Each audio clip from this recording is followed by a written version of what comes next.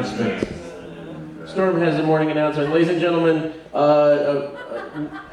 school nurse Storm DiCostanzo. There are two items that failed to make it into last night's Sea Monkey. There will be a group photo at the pool at 8 a.m. and a Q&A session at 9 a.m. We encourage you all to attend. Thank you.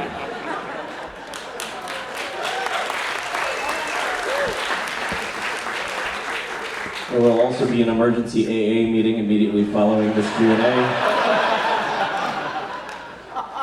The Q&A will start promptly at 9 a.m. because we made everyone get up so early. There will be no late arrivals. Let's see. Today we're in some sort of island. And then tonight is the live JoCo band karaoke. Followed immediately thereafter by regular karaoke hosted by David Reese and John Roderick.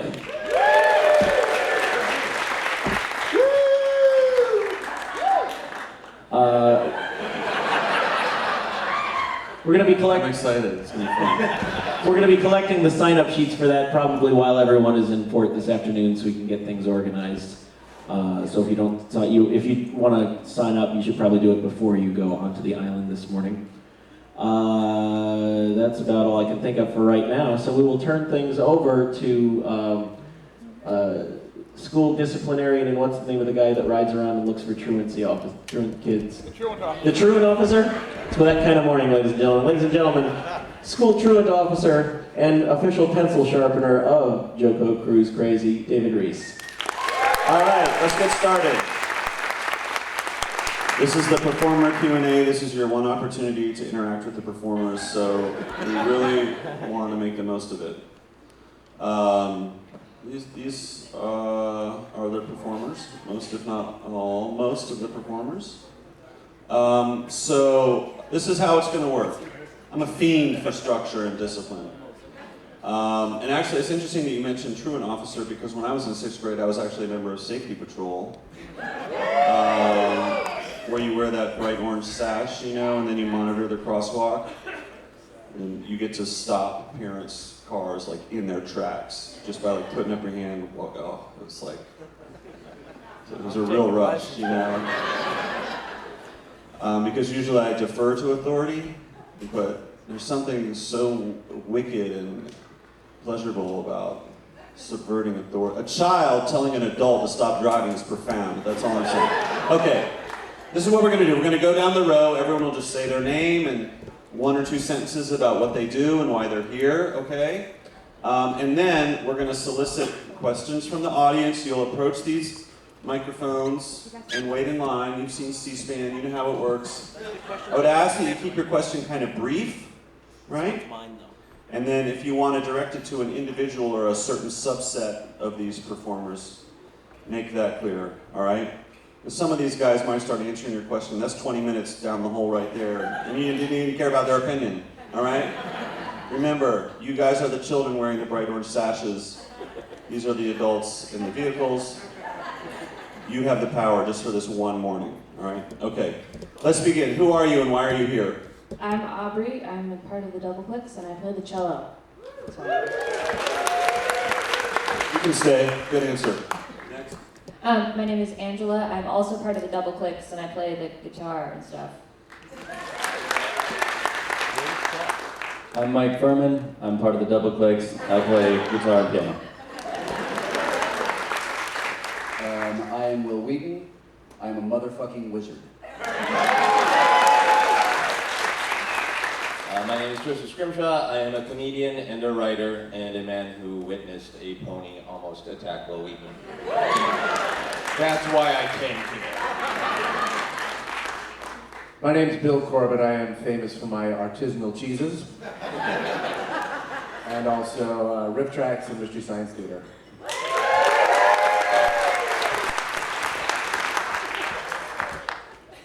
I am the walrus.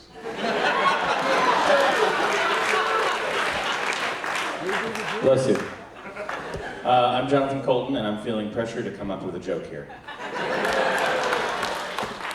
I'm Paul Saborin, and today is Mike Furman's birthday.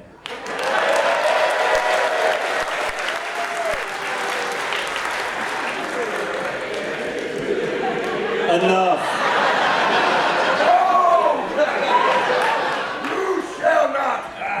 Bill, you need to live with me.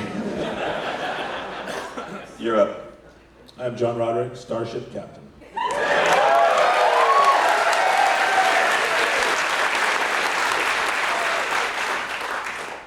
My name is John Hodgman. I am the villain of the piece. If you are wondering where Zoe Keating is, I have tied her to the train tracks of this ship's onboard subway system.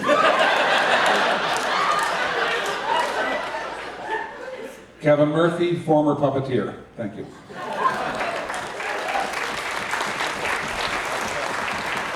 All right, line up and start asking questions. By the way, they have asked the folks waiting in line who are not yet asking questions if you could kneel down or sit down so as to not block the views of the people behind you. Yeah, I That would like be that. appreciated Kneel down. by the people I like that. behind Just you. as long as your forehead is touching the ground is whatever position you want to take is fine. There just needs More to be four people genuflecting at any given time.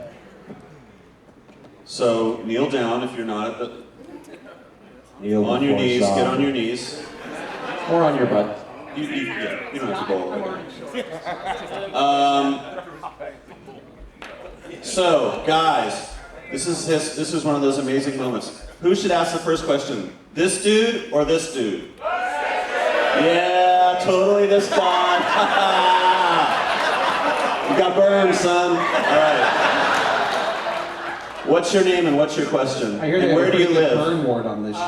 I'm Hank Schiffman, Mountain View, California. Bend the microphone down closer to your microphone. I can do that. There you go. All right, question for Joseph. What have you been up to in the years since we saw you last? I am an alcoholic. Hi, Joseph. That's a profession, not an activity. Yeah, it's more of a hobby. Yes, exactly. I'm a writer. Yes, I'm a writer, so alcoholic is redundant. I've been writing and performing. I started a podcast right before I got on the cruise last year. It's called Obsessed, and I've been doing that podcast. And the whole experience of being on the cruise has been great because when I first came on the cruise, I was coming kind of with Bill, not with Bill, but you know. Yes, I was his helper monkey. And I was mostly doing kind of theater stuff, and I really wanted to move into a direction of being more of a stand-up storyteller who could just appear without all the baggage of a costume and a narrative. Boring. So I've really just been focusing on how I can be doing that stuff locally in Minneapolis, but also making it reach out to all the awesome people I've met on places like the cruises and conventions. So making sure that I do shows that are in Minneapolis, but I can record them and sell them to the internet and whatnot. Is that? Now you mentioned a podcast. Everyone here knows what that is, right? Yeah. How many people here, raise your hand, have listened? How many people here, raise your hand, have never listened to a podcast? Yeah, really? Are you serious? I want these people on stage. I want these people off the stage. Do you know what a podcast is? What's your name? What's your name? Mama Swan. All right. And you've never listened to a podcast? You know what? Keep it up. Respect. Also, if they do this cruise next year and you come and we do the Q&A, if I'm wearing these exact same clothes, and we'll have this, and then I'll ask you again, have you ever listened to a podcast? And say no. I'll give you $100. All right. Up. By the way, we'll allow that because it was the first question and it's early, but that was bordering on buzz marketing, and we want you to know that we do not tolerate buzz marketing of any kind. Wait, does that guy work for Joseph? I could not say that he doesn't. Come on, guys. That You is can read very all strict- about the That's a evil very effects effects of buzz marketing at my website, willwheaton.net. I don't want anyone who knows these people to ask a question to them. I've never met that man, and I'll never speak to him again. Yes, please, Thank you. please nobody at Thank all you. mention our new web series Learning Town, which is on the Geek and Sundry channel. on Enough! YouTube. Jesus, Paul, enough. They already know what a podcast is. Isn't that bad enough? And I should have mentioned that we'll be doing an Obsessed here on the boat All right. with Mr. Wheaton. What's your name? Hi, my name's Sean. Where do you live? I live in the San Francisco area. I like it. What's your question? All right, I see why they didn't want me to talk, but... Look, I just had a quick point of question for Principal Saborin. Could I have your attention for this moment? Mike? Oh! Safety patrol! Safety patrol! Wow! Safety patrol! I'm rivaling you for villain at the moment. This is great. I just wanted to say that my cell phone surprisingly kicked in this morning with a new hour, and I want to confirm that all of these scheduled activities are proceeding according to yesterday's time. Is that right? Okay. Ship's time. First of all, fuck you. Hey! Let's keep it civil. There's children in here. Fuck you, please. It is the magic word. You're a child, right? Not anymore. You need to get some new role models. It's the day I am a man. Yes. I'm It just is. asking a simple chronometry question, and I'd like to hear the answer. Thank you, evil lord. This ship is its own time zone, I believe. It is. Yeah, Yes. this ship stays on its ship time, which is Eastern Standard Time. Yes. And But- all the events scheduled for JoCo are on the ship time. However, when we go ashore today, Correct. The both St. Thomas and St. Martin are both 1 hour ahead. So any clocks that are on shore are in that time zone. The Atlantic time zone. Atlantic time zone. Thank you very much. So if you forget what time zone it is, just arrive at the time of the departure and you will be fine. But bear it in mind, if you buy a fancy watch, it will be 1 hour ahead. Yes. So for all the ridiculing, it turns out this question is maybe the most important question you'll hear ever. So you're not stuck on St. Martin for the next year. The only thing I will mention about this is any excursions that you have booked through the ship, I believe will be on ship time. And also the advantage of that is if your excursion is late for any reason, like your boat breaks down, They and has to hold get the a boat. tow, like happened, they will hold the boat until you get back. But if you book an excursion outside, if you just wander up to some guy who says, sure, come on, I'll take you to a beach in my van. I will though, I will take you to a good beach. That's more buzz marketing for the cruise and the cruise activity. We do not get a slice of the excursion fees yet. I highly recommend that you go out on your own and just venture out and make your own time. Like we did in Jamaica. That was fun. Remember? That's the kind of thinking that makes you a captain. All right, you're up. All right.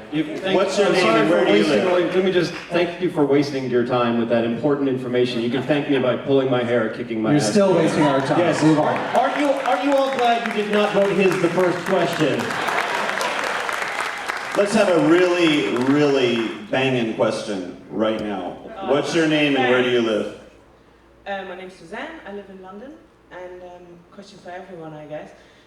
I was wondering if, despite the fact that the internet is lovely and helpful and tolerant, you get hate mail. If you do, how you deal with it, and whether there's one piece of particularly awesome hate mail you ever got. Anyone who has Best question. I've always loved London. I think London is just an amazing world-class city, and with questions like that, it's no wonder. The topic is hate mail. We'll keep our answers relatively brief. If you have a specific phrase or clause that stands out in a missive you received, Having let us know. recently launched a YouTube series. All right, starting with the double clicks.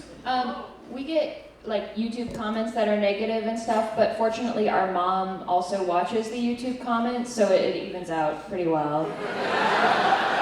Does she respond to negative comments? Oh yeah. Really? Is her account name actually Double Clicks Mom? I wish. I have a lot to think about. All right. Probably not so much hate mail, but I write a lot of really stupid jokes on Twitter, so I'll get, I had somebody fire back, aside from just like dumb or something like that, somebody... They burned you, man, you have to admit. It was pretty clever, that's it. But I had somebody the other day write I wrote a joke That's a stupid Say pun. All right, it was something like, I'm sorry I didn't see your band at the Mint last night. I have abandonment issues. It was early. It's stupid. I was just like, fuck it. I'll send it. My drafts folder is longer than my Twitter feed, by the way. I was like, I gotta write something. Oh, all right, that's dumb. And somebody was like, thief! You stole that from Jason Ritter, and he did it better. I was like, what the hell? No, I didn't. I don't know what you're talking about. I went over and looked, and he had like literally 5 or 6 hours earlier said, the kids from Honey, I Shrunk the Kids went into an Altoid can, and they're in abandonment, or something like that. I was like, holy crap, that's amazing. And by the way, I didn't steal that. It's possible for 2 people to have the same thought. And then she was like, oh yeah, you're just pissed off because you got caught. That's what he said. Because that's what I'm doing. I'm following somebody who does puns and then turning around and writing puns. Like a famous person. That's the dumbest idea. Somebody accused me of stealing from Adam Carolla. And I'm like, yeah, that's what I'm gonna do. I'm gonna follow somebody followed by millions of people and then pass that off as my own. Like no one's gonna notice. Hey man, It's been working really well for 9gag. It's been working really well for 9gag. I don't know 9gag. Nobody knows. The 5 other Redditors in the audience are like, yeah, fuck those guys. So. Hate mail? No, not really. For pretty much the entirety of my nearly 30-year career, I have been universally lauded by everyone for everything that I've done. People just love me and the characters I portray. Shut up, Wesley. And Joseph Scrimshaw, hate mail? I did a play in the local theater festival, the Minnesota Fringe Festival, and it was a nightmare, and one of the characters was actually a character named the Anger Pony, and it used the pony mask that you'll see all over the ship. And people can write online reviews, and they can give you a rating of 1 to 5 kitties. And someone left a 1 kitty review and simply wrote, "Ponies, come on!" Bill Corbett. Sorry, Joseph, I just loathe ponies. In every fiber of my being. I find there's nothing that cuts to the quick so much as meh. And you know, I've learned to avoid comment sections in general, but every now and then on Twitter is where it is happening now, Mike Fern. That's where all the bile comes. And yeah, I mostly do dumb stuff on Twitter, but every now and then someone feels the need to restate the premise of my joke back to me better. It's like, this is how you should have done it, Corbett. Take note. So, but the meh is the one that's just, I can't even be bothered to write more than 3 letters, you know? That's what you get. Sidebar, real quick. John Hodgman, you have a big theory about meh. Would you share that with everyone right now? Meh. Meh is this word, M-E-H. You'll see it on the internet. My big theory is that it's stupid and I hate it. It is. There's a doctoral If thesis anyone in here that. has ever written that, you are no friend to me, because it is a cliche, and B, you know, it is so often deployed to a Bill Corbett of the world, or anyone who has actually made a thing, whether it is a video or a tweet or a joke or a terrible pun like Mike Furman's. You know, it was terrible. Making a thing, I guess you could make it up. Making a thing is not always the thing you should do, internet. But when it's done, I think you acknowledge it. If you don't like it, you should acknowledge it by silence. Making a thing is always better than writing a meh. Hear, hear.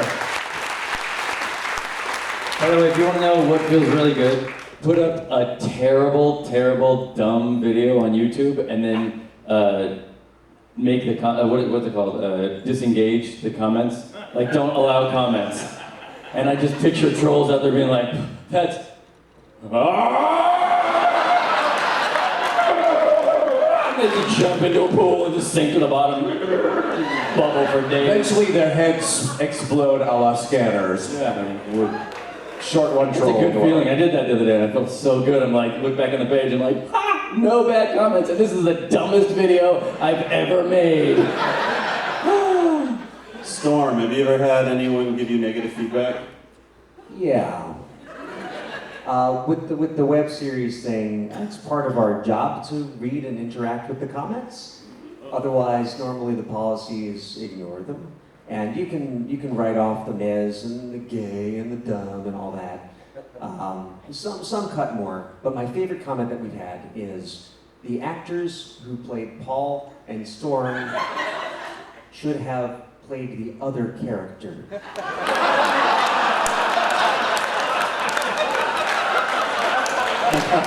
Actually, we have a confession to make. For the past 18 years, we have in fact been playing each other. He is married to my wife, I am married to his. It's a whole prestige thing we got going on. And if I could, just sort of, there's the other part of the question about having a thick skin. Absolutely. I think it can't just be armor. It's a good thing to sort of parse out the bile from criticism and find the stuff that's actually constructive. So like chainmail, a filter system. Yes, A chainmail. little gets in. Yeah. And the only thing I would follow that up with is that you can ascribe it to the person who's making the comment rather than yourself. Well, it's more about them than me. They're just angry people and the anonymity lets them say whatever. Beyond all of that, if you're creating stuff, you should get used to the fact that not everybody is going to like what you make. If you're trying to make something that everybody likes, you end up with shit like 2.5 Men. But the weird thing is them having a forum. That's like you going and doing a show and then passing out a little slip of paper to everybody. And even if 90% of the people loved it and were applauding and having fun and laughing and everything, if you go back to your room later and read through them, the other 10% you'll see like, this sucked. And they were quiet, but then when you gave them a piece of paper and let them tell you, that sucked, now you're like, oh, well, I guess it wasn't that great, all right. Mm. But otherwise, it would have been a great 90% show, right? I don't know, I didn't see it, Mike. I don't know. Don't assume I enjoyed myself. Most of the time, people don't take the time to actually write me an entire email of hatred. Since the Glee thing, I've had quite a few people get angry at me for complaining. Team Gleazy! Woo! And my favorite was there was a guy who was on Twitter and he was Italian. And he kept writing me over. I usually just ignore them, but he was writing me over. I know, and over it's again. Italians? Italians. Okay. No. Usually I just ignore it when people are saying mean stuff to me on Twitter. Christian! But they said, Jonathan Colton, shut up. You famous now. Glee help you, sucker. Like that. Except in an Italian accent. It was sort of like broken English, the same sentiment over and over again. So 10 times in a row. you thought I was Italian? Nah. Because I was really going for more Eastern European. So I wrote back, I replied to him and I said, I can't really understand you, but thanks for being a fan. And then he replied to me, like in all caps, saying, I hate you, Jonathan Colton. And I wrote back and I said, I not hate you too, dude, thanks. And then he stopped writing me, so.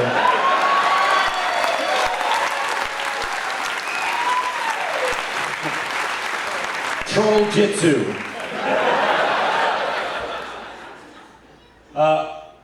My public persona is argumentative and disagreeable. So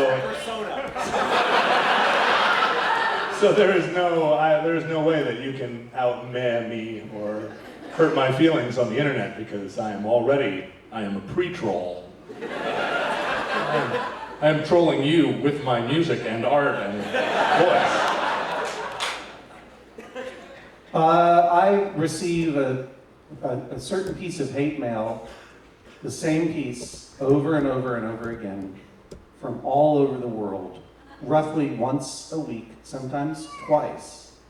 I'm going to swear now, so I pre-apologize. Hello, baby. I pre-apologize to all the children and other little babies in this audience. The piece of hate mail I get once per week from a different person in a different part of the world every week is, what the fuck is Hodgman doing on my Battlestar Galactica? But my favorite piece of inordinately upset hate mail was when, years ago, I made a joke regarding our friend who is not here, Paul F. Tompkins, and I made reference to the famous Tintin characters, the detectives Tompkins and Tompkins. And someone wrote back, "It's Thompson and Thompson, shithead." And they call me a villain. Well, besides the fact that I actually got a death threat tweet one night when I was sitting out on my porch and someone said they were outside my house with a can of gasoline. They thought it was funny. But back when I first became pick up the puppet Tom Servo for Mystery Science Theater, and I'd done about 4 shows, this piece of mail comes in, it's a big package. It is a dot matrix, remember when you used to be able to print out these posters? Big banner poster, 12 feet long, just said, "I hate Tom Servo's new voice." So I hung it up on the wall of my office as sort of a challenge and to let what I needed to overcome within myself and within my audience. And, Did Josh Weinstein send that to you?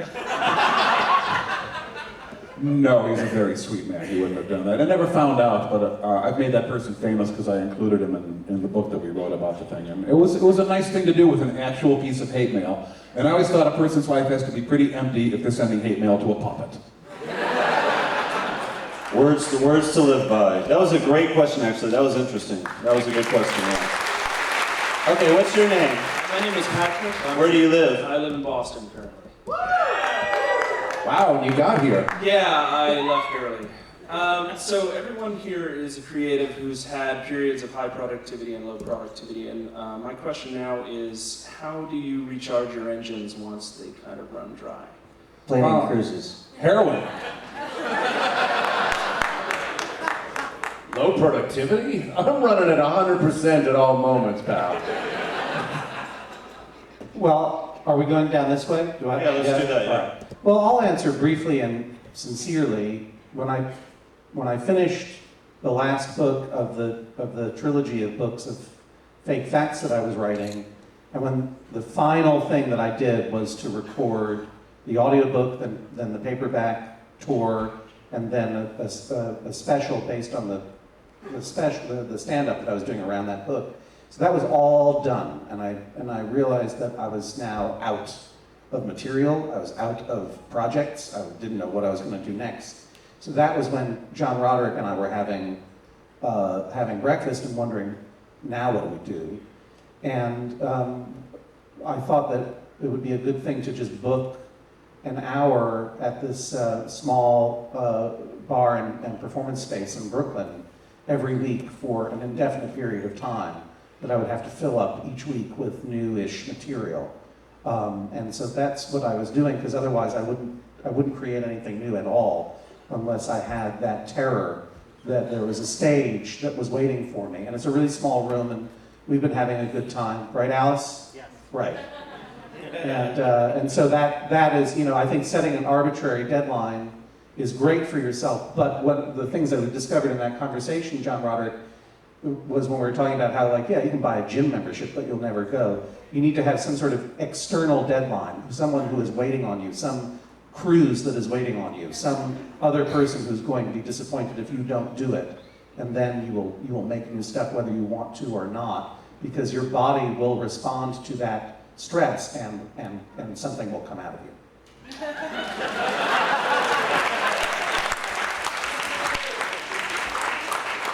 You know what I mean. Yeah, black bile.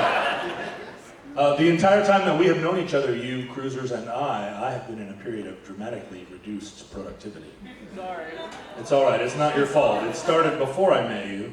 But I believe that the solution to my problem is to stop taking myself seriously and taking my work too seriously, and lighten up and just do a thing a week. I think Jonathan's thing a week thing was a brilliant way of putting yourself in. Yeah. Taking yourself seriously is an amazing procrastination tool. It's terrible, and I am an incredibly self-serious person, and every time I start to write something, I critique it to death before it's even halfway done. And that isn't good, but I am not able to master myself. So writing that song right before coming on the cruise, and I was just describing to these guys today, I actually finished the chorus of my new song last night as I was pacing back and forth. Backstage, I changed some of the lyrics right before I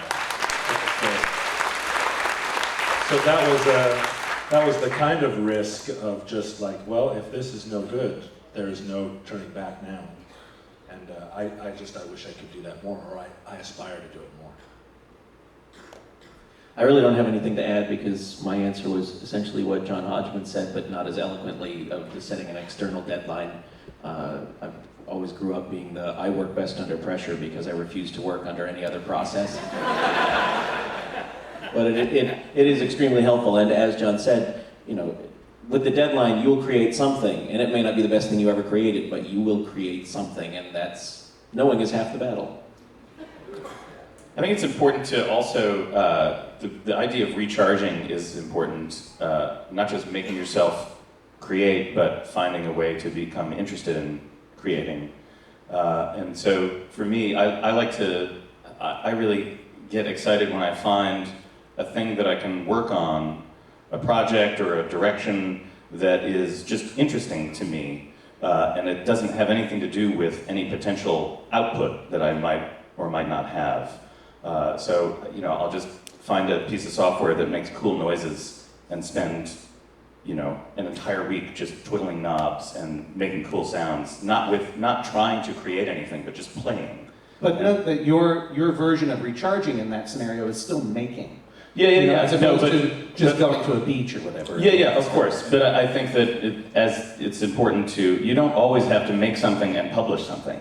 Sometimes it's enough to just find something that you really want to make and explore it. And if it leads to something that you feel like is publishable, that's great. But if not, then you've just sort of used your creative brain, and that feels very good, even if you don't ultimately have a product at the end of it. I'd like to add something very quickly because I just blurted out something stupid instead of actually engaging this question. I find recharging to be very, very helpful. And the way I did it when I was at the end of one part of my career and looking to start something else, and it was looking out into the void and seeing nothing there, I went to the most remote place on the planet that I could find and stayed there alone for a month. And just let my brain do the work. Well, I did paddle around on an island and walk on a beach, and it worked, and I came up with an idea for a book that did pretty well, and I had a wonderful time writing it, and lasted another 2 years of my life. There was my career right in front of me from disengaging for a month on a beach. So a month on a tropical island, is that what your suggestion? Yeah, that sounds great for everyone. Thanks. Eminently workable. Storm, did you have anything to add to Paul's response? Yes, certainly deadline and recharge are number one. Number two, Paul and I have something, this is sort of a negative factor that can keep you from trying. We have a shorthand for it. We call it schmoey schmohead. And it refers to... How is that a shorthand? Just take it on faith. That's what it's called, and there's a good reason for it.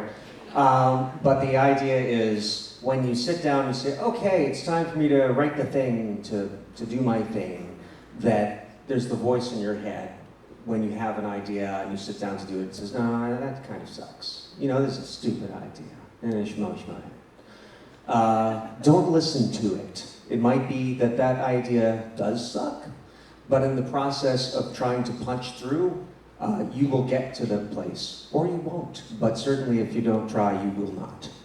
How much of your and Paul's relationship is conducted in baby talk? 82.3%. Certainly a disturbing amount, which is anything more than 0. 82.3.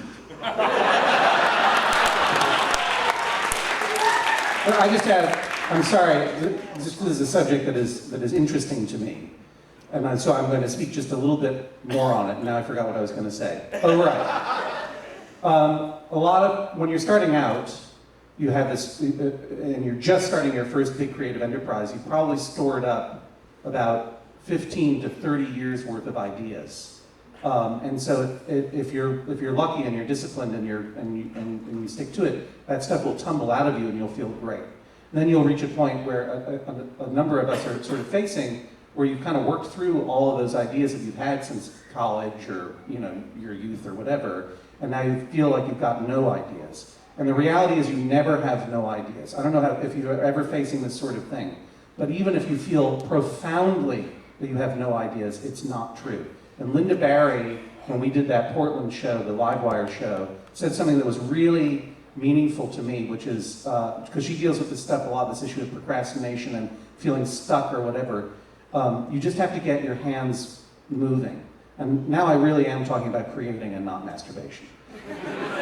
Whatever it is you do, you have to, even if you think you have nothing there, even if it's just typing, just start typing some words. Something unlocks. And you'll eventually go into a space where you'll find an idea. And I'll say that Sarah Chickazul said something really good on her podcast about not talking about what you're working on when you're working on it, because I lost a whole idea. Like when you talk about something that you like, you get the pleasure of making it. I think this is what you said, right? You get the pleasure of making it without making it. And once you've burned that off, making it becomes this horrible chore, and you just put it aside, and it's never as fresh again anymore. So don't talk and get started. The end. Loose lips, sink ships. I think a lot of stuff has already been addressed eloquently about the long game of being disciplined in your creativity. For me, the more recent challenges and sort of revelations have come about daily creativity, how to recharge on a daily basis. Because I found myself, even though I'm pretty good about deadlines and keeping up a certain amount of work and feeling creative, having kind of miserable days as I create, just like, God, I get through this, I can feel the gears grinding, and not taking a lot of joy in the process, and remembering here and there that I used to. So I got a nice little sideways eye-opener from Zen meditation, where I've always wanted to meditate. It always seems like something people say, oh, you should meditate, it's good for you, it does everything. Even if you don't believe in anything mystical, it'll lower your blood pressure. But it always seemed like a big commitment to me that I didn't really want to do. I didn't want to put on the accoutrements or learn, the Hindu gods or anything. But when somebody talked about it I find the headgear to be rather burdensome in meditation. What's that? I find the headgear to be rather burdensome. Yeah. And the position's a little hard on the back. But when somebody mentioned that you could meditate in little increments in the day, just take like a couple of deep breaths, it seemed like there was a correlative to that about the creative process, that if you just sort of cleanse your palate occasionally during the day. I will sit at the desk and try to solve a problem and just kind of get myself miserable and not get any closer to getting something good on paper. And the thing that has really helped more than anything, honestly, is getting a dog.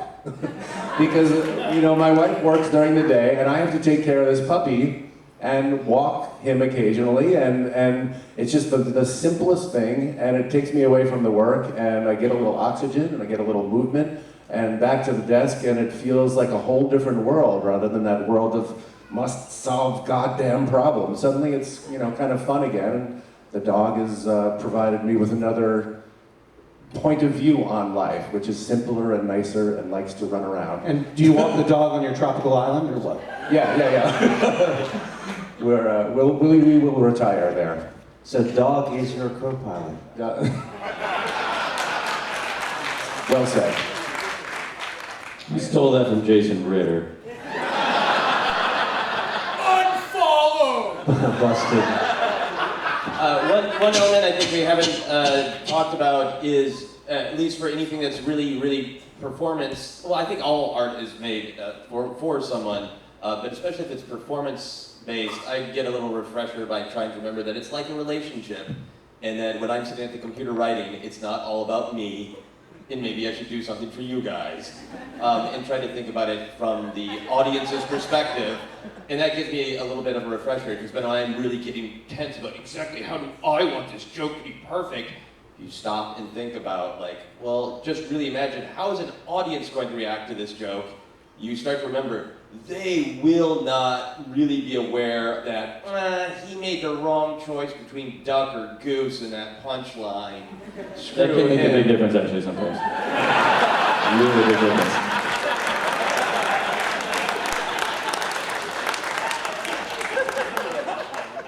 You're very specialized, Mike Furman. Very, very specialized. But yeah, so you've set yourself up for failure. So if you're not thrilled to yourself like that, I think it helps to think about it from the outside perspective. So there's two things that I have to do. I have to find inspiration so that I want to make a thing, and then I have to get out of my own way so that I have the energy to make a thing. And I'm at this interesting sort of point in my life and in my career where I'm sort of an actor and I'm sort of a writer, and for a long time I thought that I had to choose a particular direction and just like give up one or the other. And I hate going to the movies, and a lot of TV is stupid and annoying to me. And I find that I used to be able to recharge by like just sitting down and watching TV. And these days, if I'm going to do that, I actually go to Netflix, and I've been watching these movies from like the 70s when they were really about storytelling, and they didn't mind spending an hour setting a thing up. And I find that when I'm watching that stuff, I'm not really paying attention to the movie. I'm actually kind of thinking about whatever story it is that I want to tell, and like it kind of occupies my conscious mind. So I sort of get inspired by that. I do the same thing. I can't really do that with reading. I'm sure you do this thing where you're reading and you realize that you've turned like 7 pages and you have no idea what happened because you were thinking about something else. That's actually really good for me because it means that I'm working on whatever the other thing is. And then the way that I completely get away from all of that stuff and just like get out of my own way and not actively work on a thing is to either make my castle in Minecraft bigger, or I go out on the patio and I make beer, which eventually serves the writing in the scrimshaw sense. If I'm ever feeling like I have no talent and I cannot come up with one original idea and I just have no business working in any kind of entertainment, but I still want to have a song, I'll just go online and look for a creative, good, independent artist and just steal his arrangements. That's what I'll do. And I have a big lawyer team, so no, that's a joke. Just not feeling it. What did you say? No, yeah. That was a glee joke, of course. No, I feel like I have I have like an app called Evernote. I don't know if you guys have seen that, but it's a really, really great app for note keeping and stuff. He has an Evernote and a Snuggie. Like, you know you're in a group of nerds when Evernote gets the roof raised. Give it up for my C compiler. Yeah, that's right, bitches. Include them standard libraries. All right, what's up? What does Evernote do? What's the deal with regular expressions?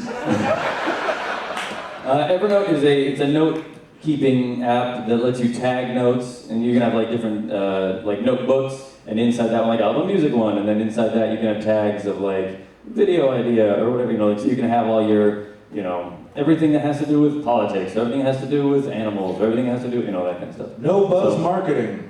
What's that? No buzz marketing. I know you're you're a first round investor. So what do you use it for? If you get an idea, you just tag it in your virtual notebook? Right now, I am at probably the lowest productivity state that I've probably ever been in, and have been for, I'd say, let's see, my son is 3 years old and 3 months. Yeah, it's one, now that I have a 3-year-old and a 1-year-old, I just do not go and record my own stuff. Like, there's just no time at all. But I'm always, like, every idea that I think would be a funny song or like a thing, I just put in there. So I actually have a bunch of dumb ideas to try and get through someday.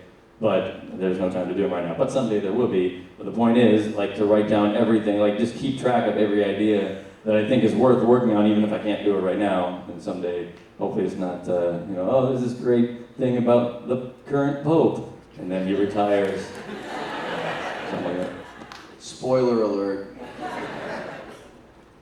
I don't have a lot to add. I think we're really lucky because we have each other, so we can just stare at each other until a song comes out. And Doesn't always help.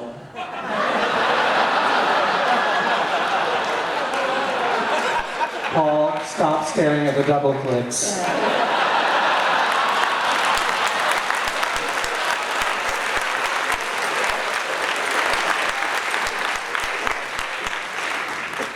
So if you can get Aubrey to come to your house and make you tea, then you'll probably write a song, I guess is what I'm saying. And sometimes being able to turn off Twitter is the best way to do anything. Especially when the double clicks are in your Twitter feed, and every month you get a little tweet saying, "We just wrote 4 new songs, fun!"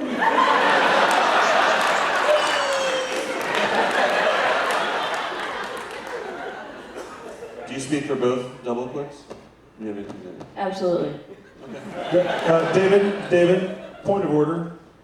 Before we continue, may I suggest that the center of this group of chairs move backward so that we make a semicircle this way so that we can good see idea. one another as we're talking?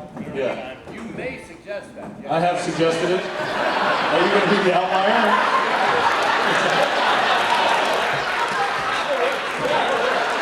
Yeah, it's true. It still works. There's a lesson there, right? All right. Well, first of all, you guys answered the shit out of that question, so respect for that. That was amazing. You're up. What's your name and where do you live? My name is Marshall Smith. I'm from the Northern Virginia contingent. Right here. And my question is a little less on the serious side. As you may or may not have noticed, your demographic falls into a certain, shall we say, racial profile. Many of us are white. So I was just wondering, is it more helpful or distracting when we attempt to clap along with the beat?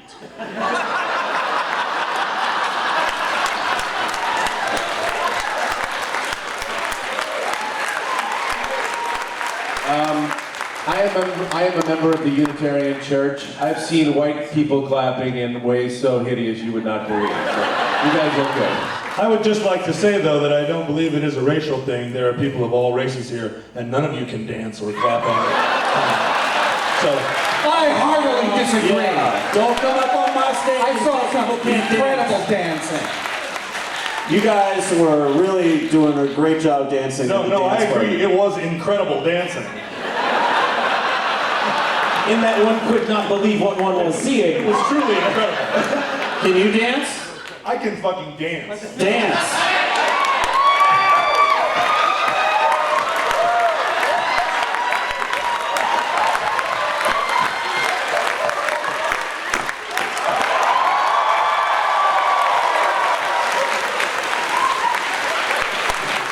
If a white guy starts dancing, it's a countdown from 10 until he does the moonwalk. First of all, that was the worst iteration of the Running Man I've ever seen. And second of all, that moonwalk was an offense to the estate of the late Michael Jackson. But points for not doing the Cabbage Patch. That was self-control. All right, you're up. You don't have any issues with these people clapping, right? No, please do not clap. Right. Oh, all right. What's your name and where are you from? Good morning, Brett Glass from Laramie, Wyoming. Wyoming in the house. All right, what's your question? Yes, well, we were talking about creativity, and as everyone knows, creativity is sort of a Zen thing. What you I disagree. leave out is as important as what you include. And so I guess my question to all of the panelists is, what is it that you leave on the cutting room floor? How do you decide what to cut? Do you do it yourself, or do you use someone else to edit you? And do you ever publish it or bring it back later? Okay. That's a whole lot of questions, sir. Yeah, let's do this real quick. What do you how do you decide what to cut out?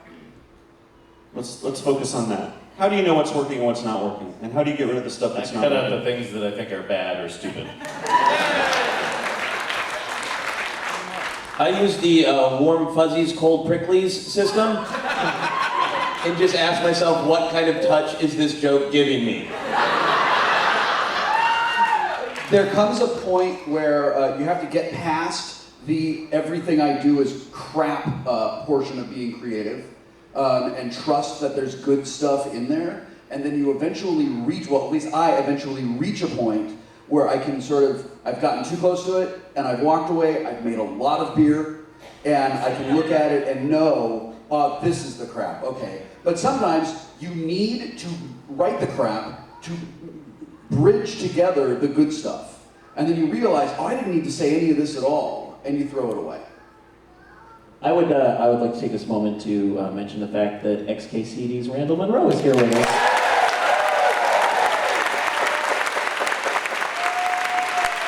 And I'm curious as to Randall's answers to any of these questions as a guy who has to churn. All right, here are the questions that we need answers for. Worst piece of hate mail. How do you be creative? Let's start with, can white people clap? Can you moonwalk? Go, man, answer the questions. Almost everyone who sends me mail is really nice. And it only takes like 1 or 2 pieces of really nasty mail to make you really neurotic about answering your email and not wanting to look at your inbox and then not noticing that there's a Q&A at 9 a.m. So, sorry about that. But in a way, it's your fault, I guess. And how do you be creative? What's the secret to creativity? And keep it brief because we're running late. Giving yourself deadlines, like... Covered that. We're gonna need something else from you, man, because we talked about that yesterday. And how do you know when something's working and not working? How do you get rid of the garbage? You have to, I don't know, for me it's, sometimes you know deep down when something doesn't really work, but you like it a lot and you want to put it up anyway, and it's really hard to tell that apart from that sort of existential dread you have about everything, but... I like this guy. All right. But it comes down to if it fits, it sits. What's your name and where are you from? My name is Jason, I'm from Montreal. Cool. It is really intimidating to ask this question with that cat staring at me. I started doing stand-up last year's cruise at the open mic, and I've been doing it nonstop ever since.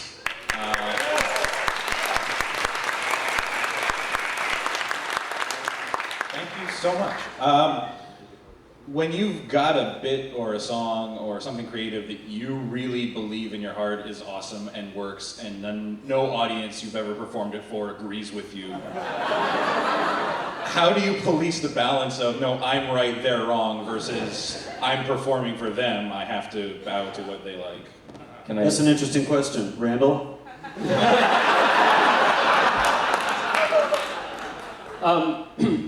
That's exactly the balance that I think is really hard.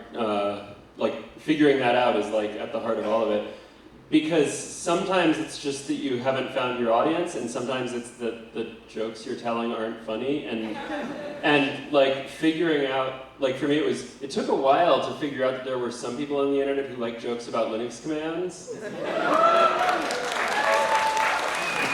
So I sort of feel like what you have to do is first like have confidence that there's, you know, the thing that you like is something that is really funny and does work, even if, you know, the person you tell it to first doesn't laugh. But if you keep telling it to different audiences and different groups of people, even the ones who seem like they should be on board with it and they're still not laughing, then you sort of have to realize that it's you and try something else. So I don't know, just if they aren't laughing after a certain amount of time. I would say if I have found, like with you guys as an audience, if I have a bit or a song or something like that doesn't work with you guys, it's pretty much out. Like I think You know what I mean? Like, I think I'll give it like maybe 1 or 2 times and be like, oh, maybe I didn't perform it right that time. Oh, maybe that wasn't quite, but like 2 or 3 times at tops. And if it's not getting a reaction, then I find that funny. That's fine. But it's out. Like, I don't want to waste anybody else's time with it, and you know. Anyone else have something to add on this? This is interesting to me. I wrote a song, it was my first like soul song. I tried to write it like the Commodores, about Larry Fine of the Three Stooges, and it starts out singing his praises, and it ends up with me making deep, passionate love with him in the song. And I performed it at Max FunCon, and when I finished the song, it was like a fucking tomb in the room. But I love the song, and I'll probably do it again. Maybe it was the wrong audience, who knows? Yeah, I think being just really accepting that you're going to play for different audiences and really accepting that everybody has a different perspective and trying to be sensitive to not getting judgmental to the audience, but they just have different life experiences. And I try to think of like any set I do that the whole thing is a joke and the audience kind of needs to come in with the knowledge of the setup to my punchline. They need to have the life perspective to get where I'm coming from. And sometimes that's literal knowledge. And sometimes it is just like, I live in the city, I live in the country, and that kind of stuff. May I ask? So you're always looking for an audience of Midwestern alcoholics, is that? Exactly. Well, if I want to do just my special material that's special to me, yeah, I go to an AA club in the Midwest. Yeah, I mean, to answer the previous question, I think it should be obvious that I never cut anything out. And consequently, I endure a lot of silence from people who don't understand what a great joke it is. And I would say that it is my greatest, now that I've transitioned into more live performance, it's one of my biggest failings, is that I do not cut the things that do not work, because I love them, because maybe they work on the page, or maybe I just like them. So the thing is, if you're willing to endure the silence and ill will and ruin the mood of the audience, because you're entertaining yourself, that's your prerogative. But let me ask you, very quickly, is there a particular joke that is not working for you?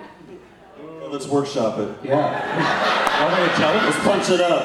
Yeah. One joke. Tell us one joke. One joke that's never, ever worked. All right. So there's a basketball team in Washington called the Wizards, but it used to be called the Bullets, and they decided that because there's so much gun violence in the city, it would be bad to have the team named the Bullets because that's bad rep for the city, so we should change the name.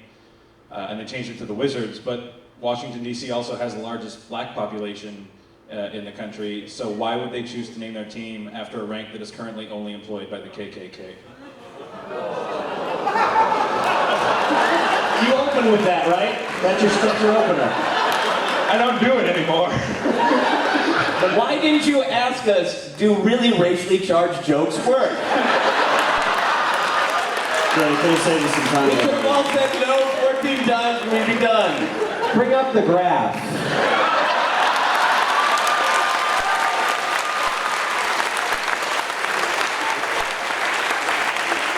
Yeah, I don't see a way you could possibly save that joke, and I think you should cut it forever. But if I may say, the thing that sort of puts that joke on thin ice is once you start going into the rather laborious explanation of the black population of DC. Because suddenly you're doing something, first of all, you're explaining in a very academic way.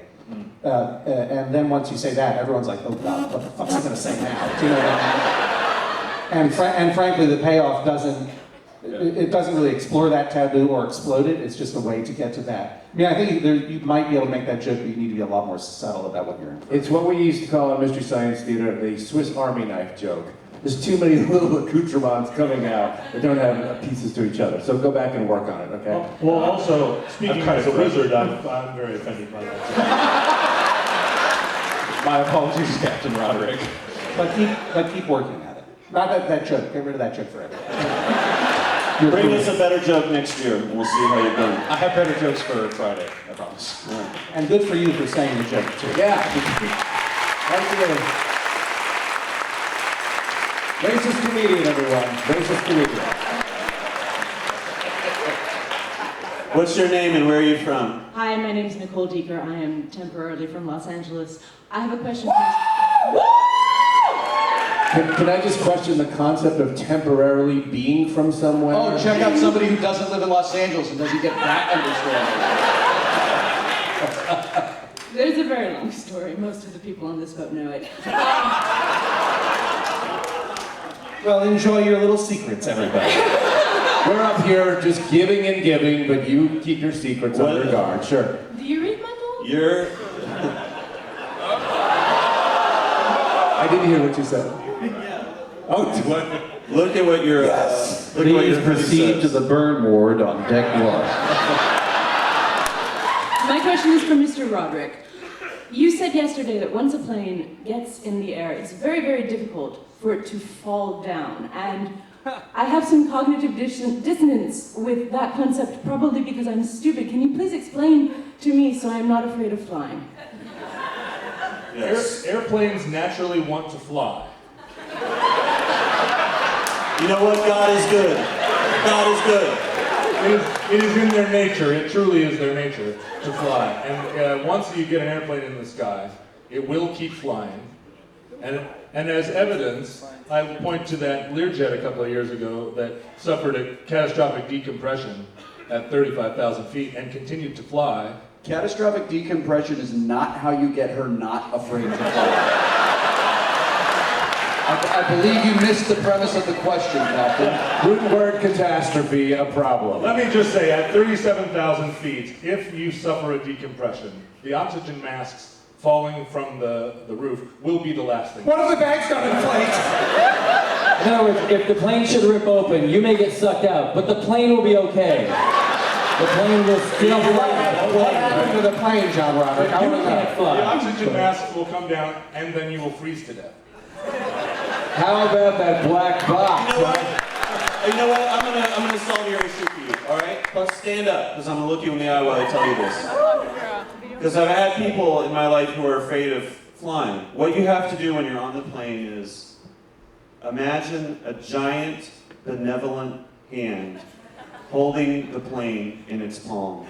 No matter what happens, that hand is going to get you and the plane to your destination. Well, in actual fact, that's not how planes work. You know what? She had a problem that she wanted addressed, and you couldn't do it. So a giant, benevolent hand had to come down and take that question. And What return it happened to you. the plane that catastrophically decompressed? So the Learjet It was held up by a giant benevolent hand. No, it was not. She's already returning to her seat, having decided never to fly again. The Learjet, full of already dead people, continued to fly for many, many hours. It was called the Flight of the Damned. With all of the windows inside frozen with the condensation of the last breaths of the people. It's still up there now to this day. Until it finally ran out of fuel, and then the Air Force jets that were trailing it had to decide whether to shoot it out of the sky with missiles or let it just crash land safely in one of these Minneapolis fields. Can we talk about... Safely from the context of people on the ground.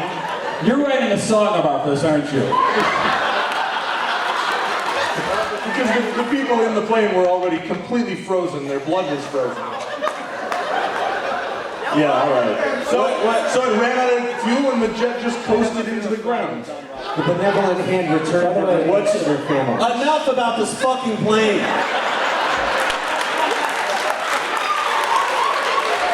What's your name? Where are you from?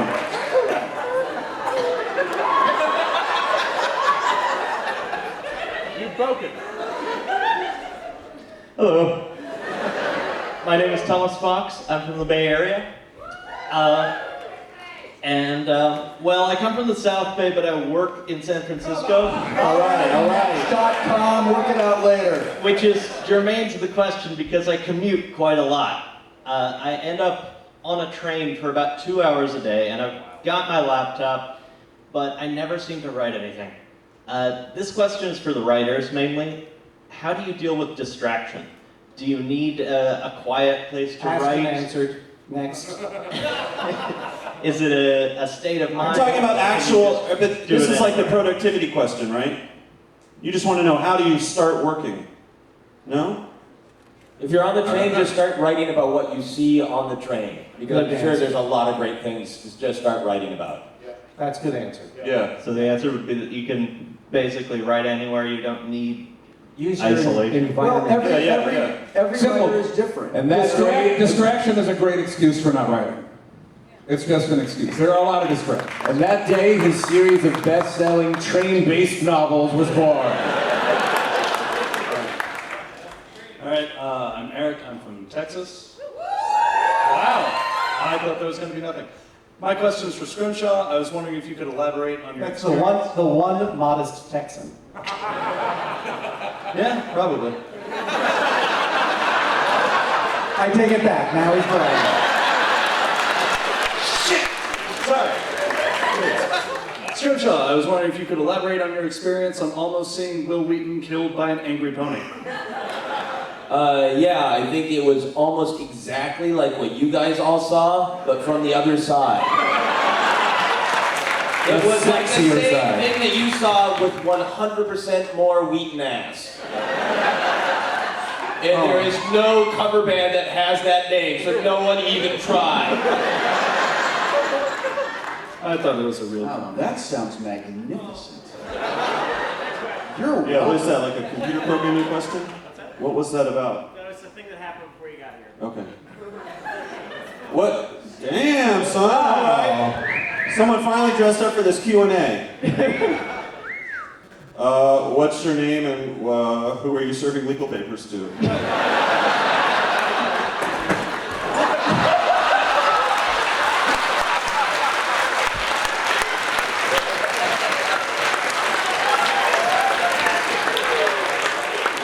Guys, it's a long story. He's married to Paul's wife. My name's Patrick. I'm from San Diego. I just had a question for everybody to sort of, I guess, answer quickly if you want. What is your single favorite thing you did, whether it's a song or a comic or a show or... Ooh, best thing ever made. Is that the question? Right. What's the All best right, thing I'll you answer ever that. It'd be amazing if I answered for all these people. I'll tell you the best thing. Best thing I ever made. And this gets back to that question about how do you know what to cut, or what do you do when you can't find your audience, no one likes what you did. The best thing I ever made, the thing that made me laugh so hard I was crying, was this fake advertising agency's website.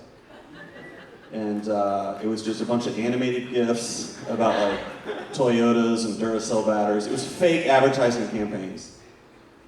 And when I made it, I was like, I have made a new, like, there's literally, it's a beautiful feeling when you make something that expresses exactly your sensibility. Like I've waited my whole life to see this in the world.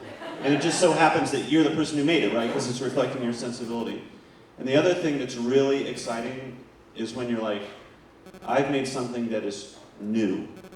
Like, when I made this website and I was sitting there crying with laughter, I was like, first of all, I was super stoked. And then I was like, this is new. I've never seen this before. I was like, this is gonna blow up like cover of Time magazine level of fame on this one.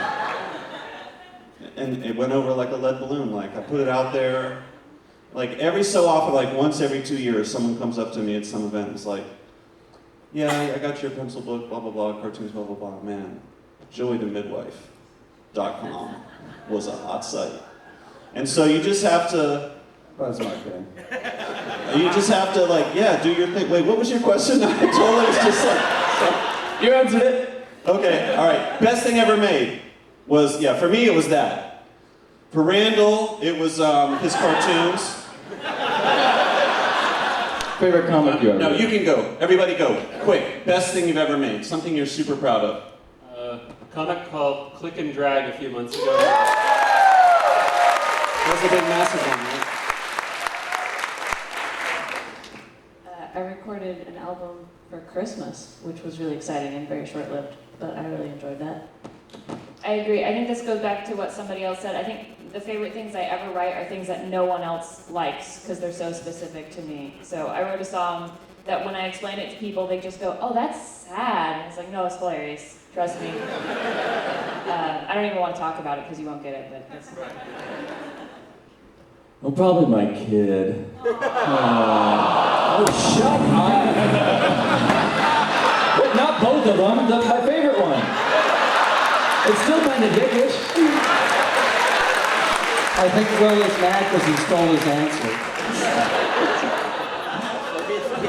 I didn't say your kid. You're weird. Well, that's funny.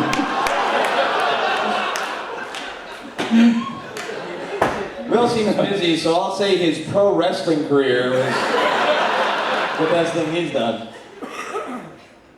Best thing ever made. Do you have it? Oh, you know, I probably, it's literally about, there's like a 3-second turnaround in a song that I have called Street Meat, where the guitar and the organ and the drums all work together. It's like 3 seconds long, and when I hear it, I'm like, ah, God, that's awesome. Like, it's just a diamond in the middle of the song. I made Furman's Kid.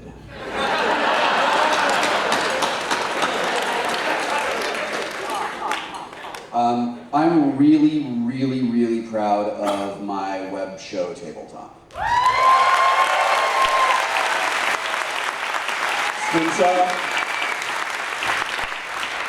This sounds weird, but my hope is that it's my show I'm going to do tomorrow night, which is partially a smart answer, but partially true. And I think it's good to reflect on the things that you did that you like, but not get too hung up on. Excuse me. Not get too hung up on what your the most amazing thing that you have ever done is, because it will just be distracted by a fart joke, no matter how hard you work. A boat will fart at you, no matter how great you think you are. Scrimshaw. Corbin. I am very present-oriented, and in the moment I'm working on a comic or graphic novel that I am enjoying immensely. It's a retcon of the Christmas myths of like the popular Christmas heroes, and it's based on a play that I did with Joseph in Minneapolis. It's really fun. But in terms of what you guys are probably know of my stuff, I am proud of one joke when we riffed the movie Titanic. And it was low-hanging fruit. It was pretty crude, I admit. But it's when they're launching off in Act 1, and the guy who plays the captain, who is also King Theoden in Return of the King, is on board looking proudly as they go out to sea, and I wrote the joke, "I'm gonna sink this bitch." I hope you remember for that. Storm, what's the best thing you ever did in your whole life? Wow. I'm gonna go with my guacamole. It's the perfect proportions. It's simple ingredients. It's perfection. Jonathan, best thing. I have to say, I'm really fond of the artificial heart level 4 thing. It's not a medium that I work in, and so it was really satisfying to just create this totally insane thing that's like basically made of futility and frames that album in a really weird way that I didn't even, it was like I built this frame that totally explained the album to me after I had written it, and it was really a fun process, and I feel like nobody else gets it, but I really, really get it. I don't know, it was one of those things where I just sort of found my way backwards to the stuff that I had written through this totally other ancillary thing that I did. It was very satisfying. I'm extremely proud of Learning Town, mostly because I can't believe it's an actual thing. And I would, thank you, no, it's not a fishing for applause, but at least turn it in the direction of, because it would not be nearly what it is without our head writer, Josh Kagan, happens to be in the audience. Please wave at everyone, Josh. But beyond that, we had a song with our old band, Da Vinci's Notebook, and it's the song that I feel like most accomplished what it was trying to accomplish. And while I'm not solely responsible for it, my favorite thing we ever did was a song called Title of the Song.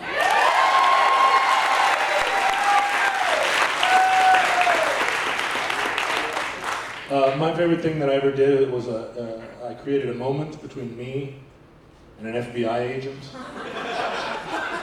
during the WTO protests in Seattle in 1999. That guy was there, super excited. I wasn't sure how to approach the protests, and so I dressed as an FBI agent in a three-piece suit with a kind of a gray wig and some mirrored sunglasses and an earpiece that was an actual working radio that was somehow patched into actual police radios. And I spent the entire day walking around the protest, like spooking everybody. I would just kind of walk into a scene where people would be shooting tear gas at one another, and I would just stand there and like stare people down, and it really legitimately freaked people out. And news crews were following me around, and no one was quite sure what was happening. At one point, I was standing in a cloud of smoke, and protesters were burning a dumpster, and cops were rioting over here, and there were guys on horseback. And I was scanning the crowd, and I looked, and there was a guy, the most nondescript looking guy you ever saw, in just a Eddie Bauer car coat and some dad pants and some like normal boots, and he was looking at me, and I stopped and looked at him, and he went. And he was a fucking real live FBI agent, and my blood turned to ice. And I looked around, and then I looked back, and of course he was gone. And I spent the rest of the day looking over my shoulder, waiting for the laser to. It was my finest accomplishment. John Hodgman, what's the best thing you ever did? Well, the best part of that story is about how you guys ended bank and corporate dominance at every level of our culture. So Yeah, thanks. Thanks for chipping in, fighting the good fight there, John Roderick. Well, you know, spooking a bunch of idealists. I'm so over you as of this Q&A. With your planes and your FBI culture jammings, and that what you call it?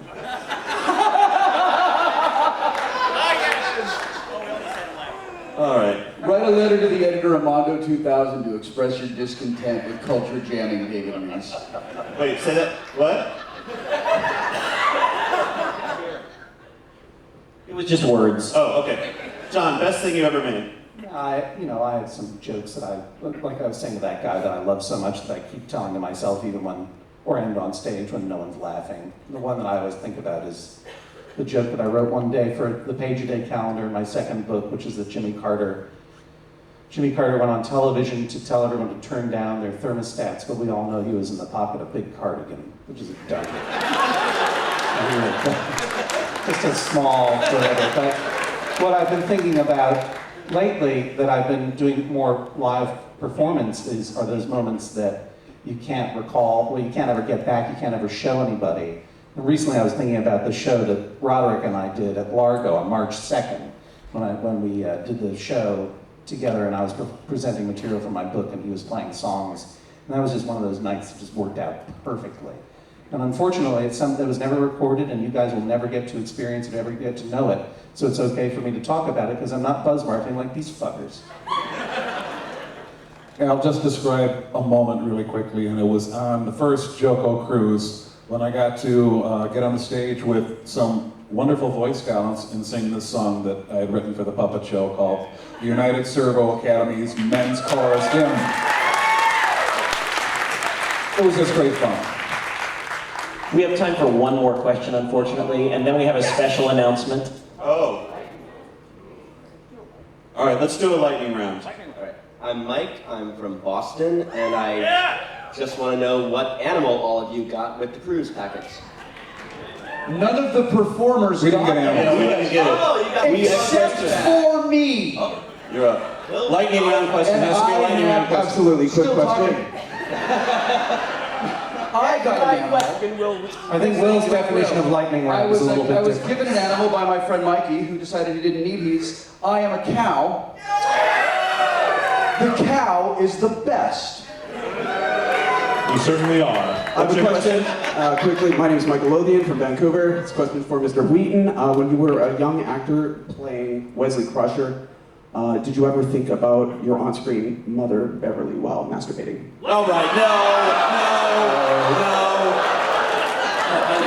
Lightning round, let's go. I believe his answer to the previous question applies to this one. He is a cow. My name is Glenn Raphael. I'm from Brooklyn. And my question is for Mr. Hodgman. Last year, you told people they should quit their job. I wondered if you had heard back from anybody who actually followed that advice and had any good stories from that. I'm glad to say no. Because I'm sure if anyone quit their job on my advice, they'd be very sad and angry now.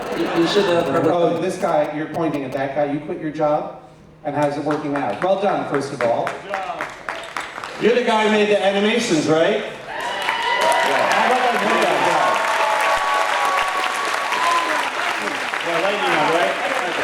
Lightning round. Who's next over here? Let's go.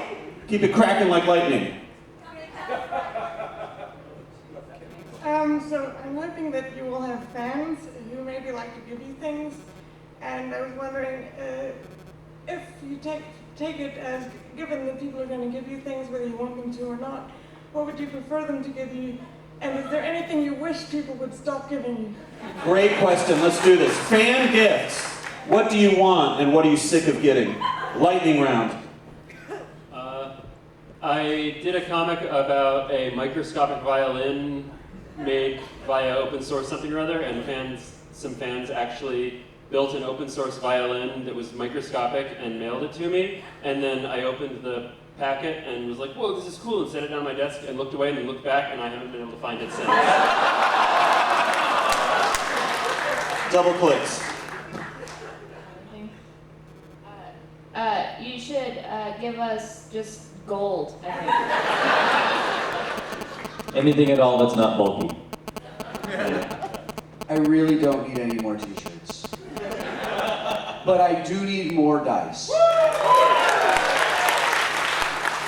I did a show about squirrels, and people gave me a bunch of squirrel stuff. I did a show about vampires, and people gave me a bunch of vampire stuff. So my next show will just be called Money.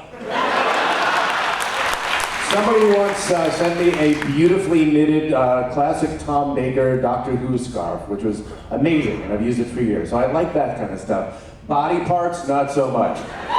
Somebody actually did send our colleague Mike Nelson once bloody molars in a box. So I don't want parts of anyone's body, thank you. Chocolate and Jaffa cakes always welcome. Please do not punch me. Somebody once made me a Jonathan Colton action figure with a bunch of accessories in a box. It was pretty sweet. I do not like receiving enormous half pony, half monkey monster stuffed animals when I'm on tour, because by the end of tour I have about 10 of them. And I would need to bring an empty suitcase just to take all of them home. So just the small ones, just the small half pony, half monkey monsters, please. We have no problem with people throwing panties at us. I feel guilty when people put extreme amounts of effort into decorating or making said panties, because we don't do anything with them anymore except throw them out, because I realized a year into it, it's What did you use to do with them? We used to collect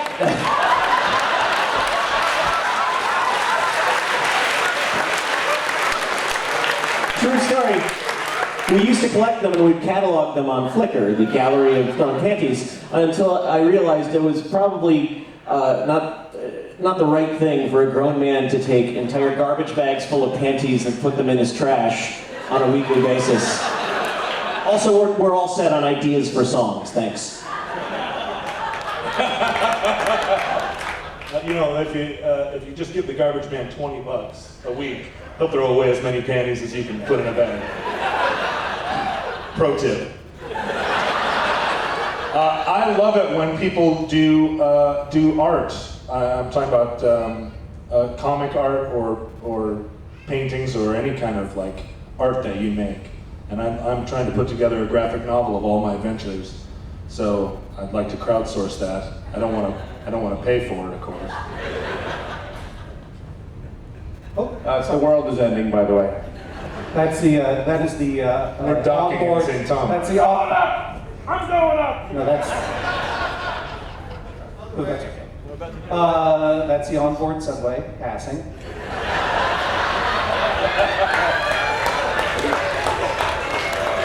Sorry, Yes, Zoe. Luckily, Zoe Keating has already performed this week.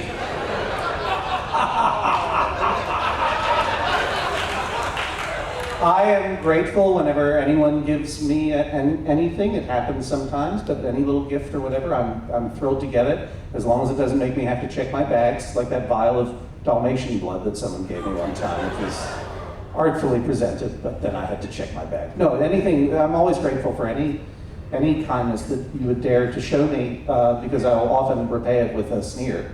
But I will say this, I'm also thrilled, and I'm on the record saying this, I'm happy to take pictures if that ever comes up. I don't mean to be presumptuous, but I'm also happy to say that it is my preference to share an actual moment of interaction with you than to pose for a picture. But that said, if you feel you must have one, I'm not going to say no. And to that note, I'll just say that hot tub office hours are on for 2:30 to 4 p.m. The port side hot tub hanging over the ocean. And I will be there. What's that? Ship time. Ship time. No, I'm buzz marketing this thing. I want people to be there if they want. I mean, I don't care. I'm going to take a hot tub at 2:30 to 4 p.m. Will David Reese be brave enough to turn up? I don't know. No, I'm going to the beach. Quickly, a sincere greeting is always very much appreciated, and that's all. If you feel like giving me anything else, that's also appreciated. Body parts, no toenails. Got toenails one time. And giving someone like this a screenplay is really not a gift. It is a curse. All right, Reese, what did you get? Honestly, I think that's never happened to me. But I'm okay with that. All right, this is the last question. Just bend it down. Hi, I'm David. Hi, David. I'm from Florida, and I'm 14, so I can handle the language. I came on this cruise. Are you by yourself? Yes, I paid for my own entertainment pass. Wait, you're not here with any grown-ups? No, I am. Oh. Here by myself. Okay, got it. Right. I was wondering, do any of you know where I can get the Fuckly stickers? I believe there were a bunch of them down in the game room. That's your question? Something about some stickers? Why not? All right. Give it up for David. Stand up. He's asking about some stickers. Okay. We do have a special announcement. Also, I would ask the performers please stick around for about 2 minutes after this is done. We just have a quick thing for you all. Oh, God. We do have a special announcement. Let's talk about this.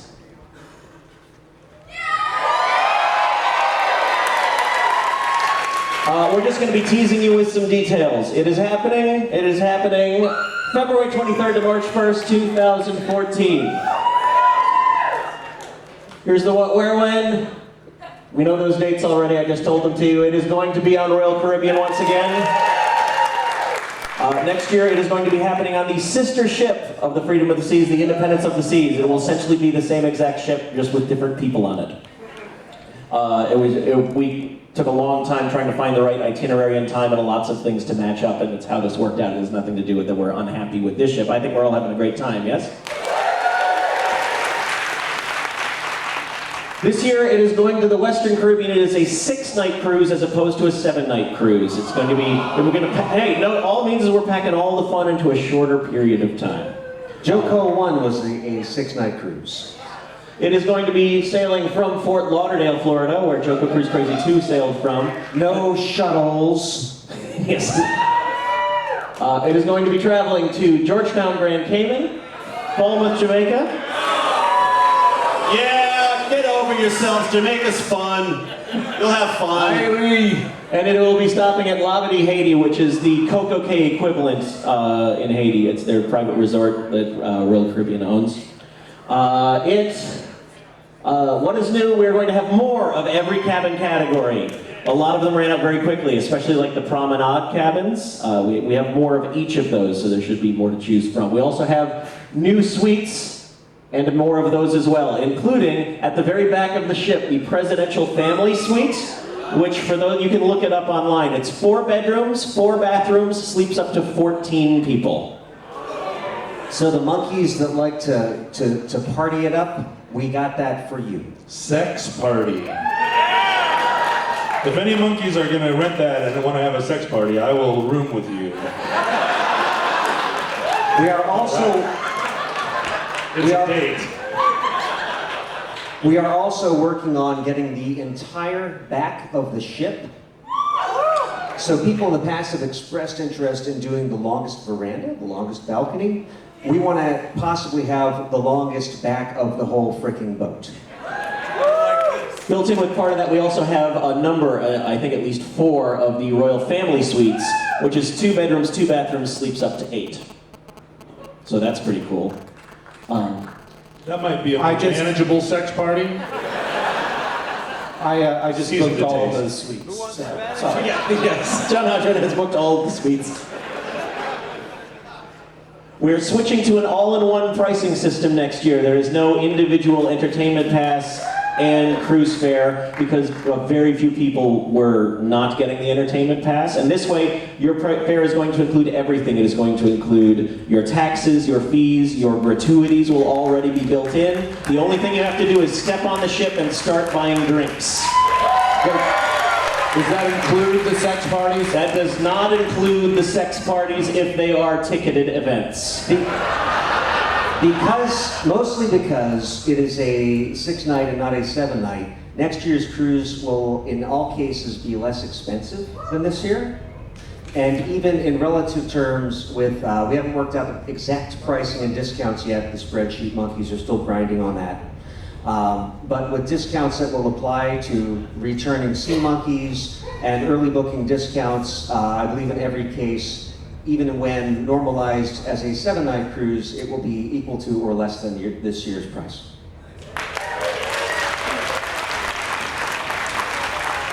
Yes. So as Storm has said, there is going to be a discount for all JoCo Cruise Crazy 3 passengers. Or JoCo Cruise Crazy 4. Except Gary. Gary, you're out. Gary is an asshole, it's true.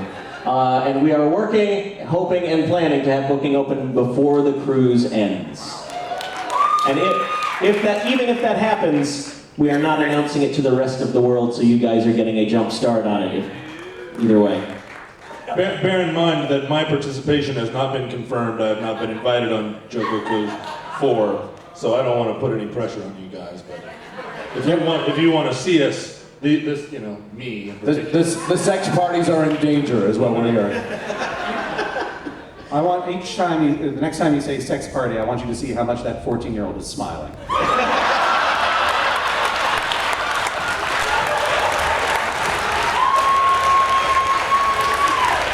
Sex party. It was a great experiment and it worked. Thank you, John. He'll be 15 next year. Yeah, that counts. For those of you who might be interested in purchasing a suite, on Thursday we will publish the actual hours and room numbers. We're going to open up a couple of suites, a grand suite and I believe a junior suite for you to tour. And I think one of them is actually Storm's suite. So you can see how the other half lives. And you can see what Storm's wife gets to live with on a daily basis. What about the sweet suite? The information will be printed in this evening's Sea Monkey once we nail down the hours for that. But more information on all of this will be coming soon.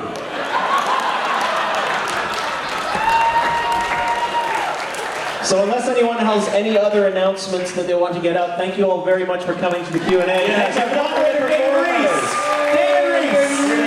You guys had good questions. And let's have a round of applause for the performers. They had some good answers. I like hearing what they had to say.